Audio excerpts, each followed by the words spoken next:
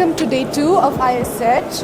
We are here with Patrick Froquin, who is the Managing Director of Belux Office, and we are discussing underfloor heating and cooling today, which is also what we call surface heating and cooling. But that's not a new concept, right, Patrick? No, clearly not. The Romans start before us to heat their home through a system with air. We just improve it by a system with water. And what are the principles of surface heating and cooling, and why is that important for us? We have two main systems on the market. We have water system and we have electric system. With HFC we work only with the hydraulic system. The principle is easy. You put the radiator on the floor.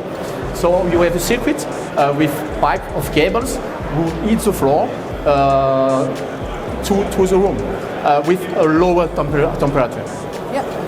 And do you think we should go down to the wall of our surface heating and cooling? Yes, I think it's better to take a look on the product.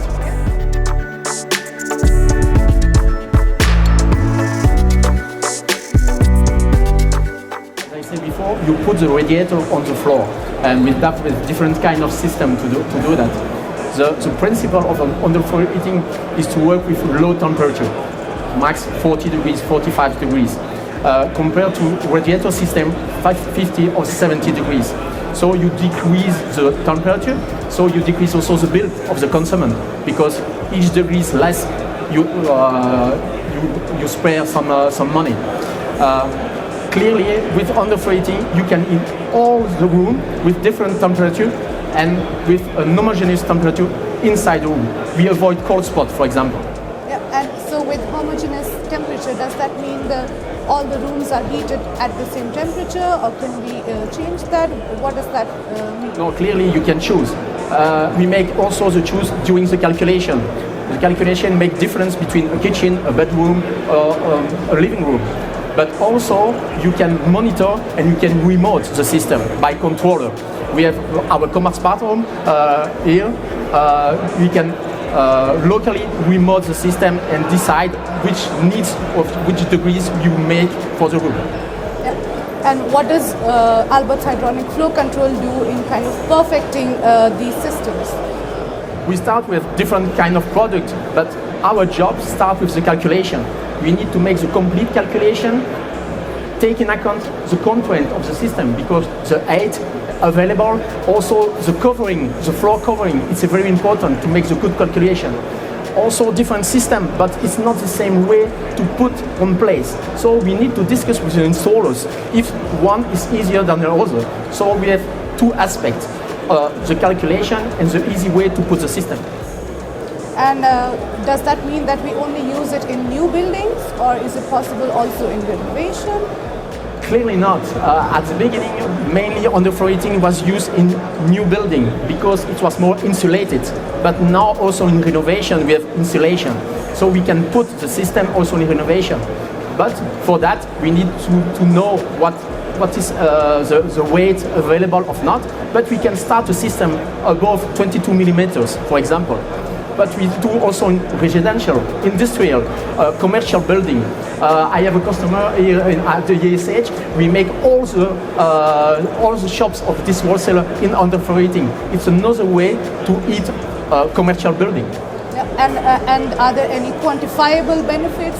Can we measure something for the customer?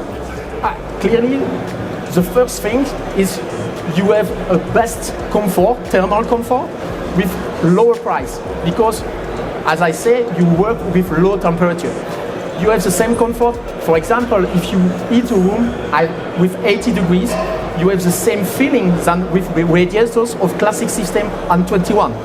3 degrees less is 21% less on your bill. So it's a very high gain about that. Also, we are compatible with all the heat source. The heat source of the past, traditional boiler, but clearly with the new system, hybrid system of heat pump. If we spoke about new system with low temperature, the underfloor heating is the main system and the most efficient system we have. Yeah, and it's clearly very nice to walk on heated floors, but is that very healthy? How does that impact the environment? What are your thoughts on that? clearly it's linked to the past, because for some people they think that underfloor heating is not good or not healthy, but it's linked on the year 70s when we start to solve this kind of products. Some people use too high temperature. Now it's not more the case. If you work with professionals, and clearly with us, we make the calculation to be sure that we don't exceed this temperature. And also you have some decrease, so countries regulate the using of underfloor heating. And if it's not good, I think you don't have this kind of product push for nursery, for example. So it's a very good solution, and we have no FA risk at all. Yeah, and it works for all types of buildings, clearly. Clearly, it's inside the building, so it's linked to the lifetime of the building, so more than 100 years.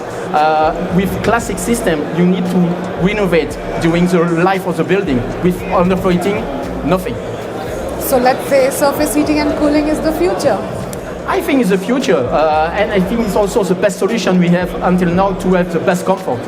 So Patrick, you really told us about the overview of surface heating and cooling, but should we really dive into the different pipes, all the other systems that we need to get a nice, comfortable underfloor heating and cooling system at home or in commercial buildings or any type of building?